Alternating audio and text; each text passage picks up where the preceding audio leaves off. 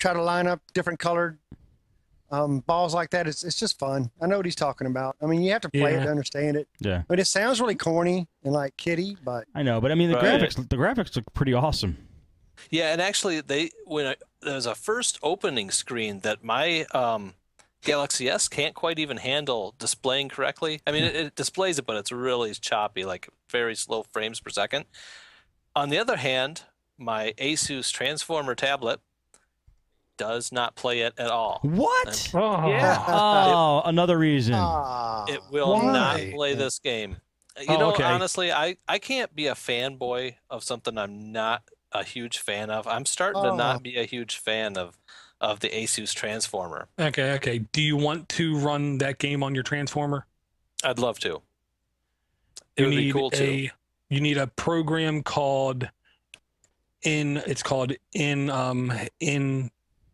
Me, I believe it's called, and a Windows computer. On the one device, you back up the application, and then you have the APK file, put it on your Windows computer, you use Inject Me, and it basically shoves it on the tablet, whether or not the Android market says it's installable or not, and it will scale to size and work. Wow. That's cool. Yeah, that sounds great. You mean you can't even download it to that thing, Eric? I did. I downloaded it through the Amazon, because once you buy it on Amazon, it's good on any device you have. Once you own it in Amazon, I downloaded on it, but then it just says, I can't remember what the error message it gives me is. Okay, Inject Me. That sounds good. Yeah, I'm definitely checking that out. Thanks, Door. Yeah, it looks like they might have renamed that application to Inject. How do you spell Inject? It's well, even if it's something else, Injector. if I find the Inject Me app, it's going to be probably pretty cool to check out anyway. Well, this is an app on your phone. You got to connect your device. The new Inject. Yeah, and then it's called Android Injector. Now it looks like much better. Much better. Yeah, and it's an app on your Windows computer. You run that on your computer. You have to put your device in media mode, or whatever it's called. Hit the button. It will put the APK file in the right folder, and voila, Shazam! Something else. I'll definitely try that, because there's another game that won't run on it either.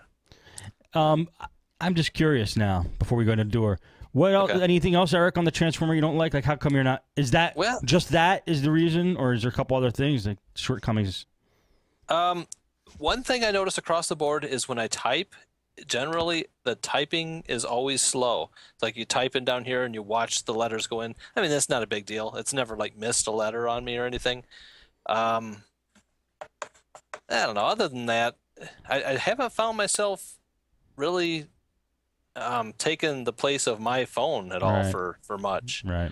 Now, the family, I can't get rid of it now. They're addicted to the ebook reader on it, which is absolutely awesome.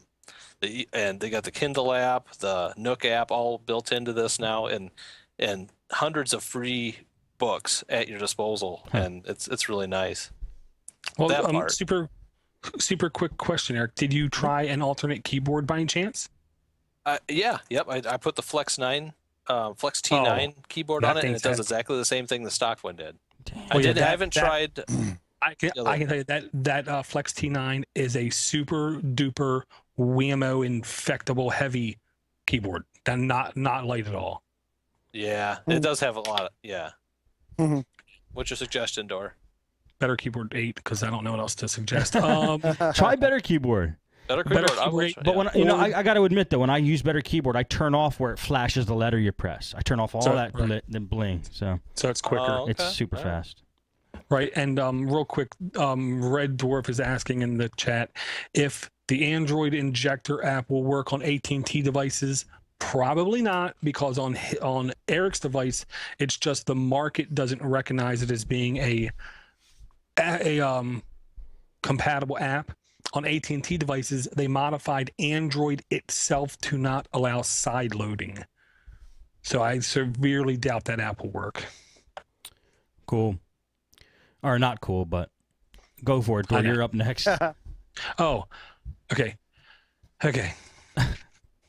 What? Huge, super props to Post Diction, who I know isn't listening to the show. If anyone ever hung out on the Nuts at Night live show or post show, has heard of the name Post Diction. Super cool guy from Chicago area, going through school, working hard. Last week, I was on this podcast, and I said, somebody send me a Google Plus invite. Less than 5 minutes after Nuts at Night started, Rob Post Diction invited me to Google Plus using a little bit of trickery and mirrors, and bam, I'm in. Oh yeah, I'm sure they had to break your arm to join Google Plus. No, I screamed I wanted the invite because of the Hangout feature, because it's truly cross-platform, unlike Facebook, Skype, thumbs down, boo, boo. Okay, sir, continue. That night, I then did the trickery invitation to 150 people. Next day at noon, they cut it off. Boom, it's back on now, doing another trick. My pick is the Google Plus application for the Android device. And I will say, this is not a full ready for prime time app, just like the web app isn't, but it is still very cool and very useful. Okay, first off, what is Google Plus? Okay, to me, Google Plus is Twitter, because you can do public postings and comments on public postings. And you have circles, which are kind of like Twitter lists. Okay, it's like Facebook in the fact you can have friends join, you can share things with friends, you can upload pictures, videos, share with friends. Unlike Facebook, via the circles, it's super easy to limit where things are going when you post them. Almost too easy. It actually attempts to respect your privacy, I'll say. Number 3, it replaces Skype because it has true multi-user voice and video chat. The big plus about it in my eyes, you have one main screen showing the video, and it says automatic voice recognition, and then it points the camera, quote unquote, at who's talking. 4, it takes the place of an RSS reader because you have a thing called Sparks. Sparks are live filters on the Google Plus network as a whole. 6, the Android app itself has a feature called Huddle. Huddle is like private group PMing or private IRC channels, to where you can start a chat with a group of people and only those people witness that chat. 6, last week. Yeah, 7. Last week I talked about a application called Read It Later via Citizen X. She posted a post in Google Plus about how you can use it as Read It Later. You simply go to share something, which in the Google app is super duper easy. Web app, super easy. Extensions all over the world now make it super easy to share. When you pick who you're going to share it with, you have a circle with only you in it, and you share it with that circle, which means this is your personal, private, note-taking application of websites, links, notes, or anything else. And there's still more, because this is not even ready for prime time. This is not done. This is not fully baked yet. And on the Android device, I love the fact that on the Android device and on the web app, if someone posts something, I look at it and go, whatever. On the web app, top right-hand corner of the post on my Android device, click the post, not the person's name who posted it, and not a link or picture or video in the post, but the post itself. You'll be taken to the post, 3 dots, top right-hand corner, click that and click mute. That means this post will now be erased from your universe. No matter what happens with this post, you will never see it again. So it's also very easy to filter what you're seeing. On the mobile app, you're looking at the main stream of feeds. Swipe to the left. You swipe to the right. You're swiping your hand to the right, so the screen's going actually to the left. You see people geo-locally posting things public. So you can say, oh man, Dave down the street's on Google Plus, I didn't know. Bam, put them in your circle. If you swipe your finger to the left, which means you're looking to the right, you're looking at people who are following you, but you have not yet put into a circle. So you can just see who are like quote unquote fans of you that you're not going to categorize. Also in the application, you have an automatic upload picture feature, but unlike Facebook, everything you upload automatically is put into a private cache that only you and, of course, Google can access. You don't have to worry about them automatically publishing every picture you take, no matter how risque or politically incorrect that picture might be, even if you're a senator. And honestly, I've only talked about half of what the app can do.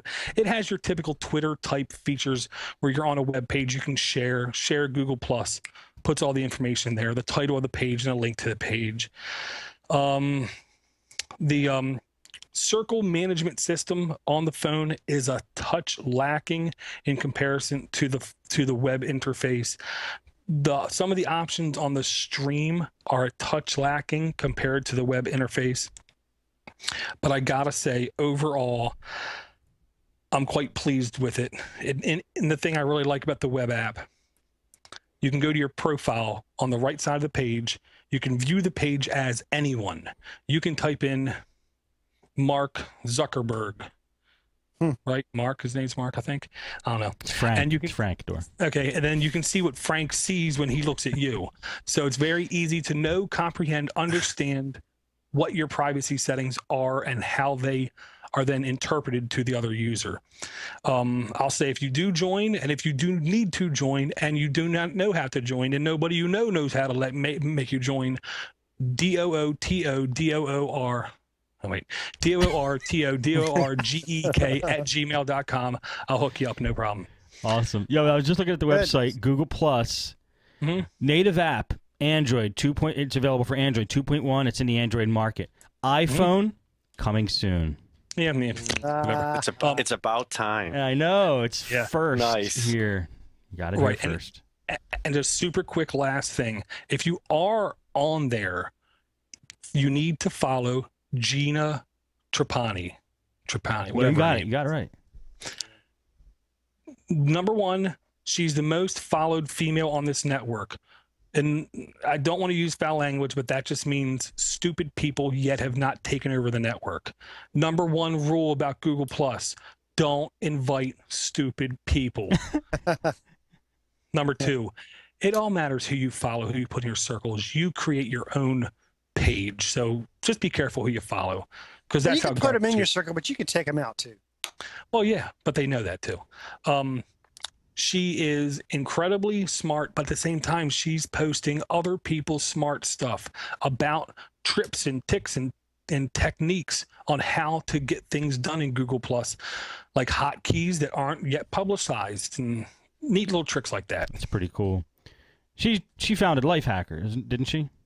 She was the main driving force behind Lifehacker. Okay. She's now stepped to the side, smarterware.org, where I gotta say, she doesn't post often, but when she posts stuff, it's very poignant. Cool. That's awesome, Dor. Hey, Dor, can I ask you a couple questions about Plus? As soon as I take a breath. Okay. Okay, go ahead. Yeah, well, for one, how much time a day do you think you're putting towards it right now? Because I'm a little worried about getting it because of that one spot there. Well, if you don't want to get into it a lot, simply do not follow many people unless you don't mind passing over content. I am seriously, now the time I spend posting stuff where I'm browsing the internet, oh, that's cool, post it, I don't count that, because that's just posting it or saving it for later kind of thing. What I'm using it for on my phone might be half an hour a day at most. Oh, that's not bad. Because I'm literally just getting notifications about Huddle stuff, which is the chat thing. I seriously drop down the notification, hit that, I jump right to the Huddle, read the last line, type something, close it, out. Is the Huddle like an IM type chat or voice? The best way to do it, it's a group IM. Now you can just have two people in there, right, but it's intended to be like a small group of IM. Like I have a podnutz Huddle going where anyone who I know is involved in enjoying podnutz community and everything, I have in that Huddle. So if they need help, assistance, guidance, if they want to give me a death threat or whatever, it's really easy. It's really easy. Pretty cool. Pretty cool. My other question, Steve, is how many Huddles then do you have and how many circles have you created?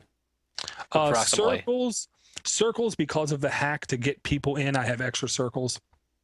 The circles, I want to say I have about 7, and they're all very logical circles: friends, family, acquaintances, Linux basics, podcast,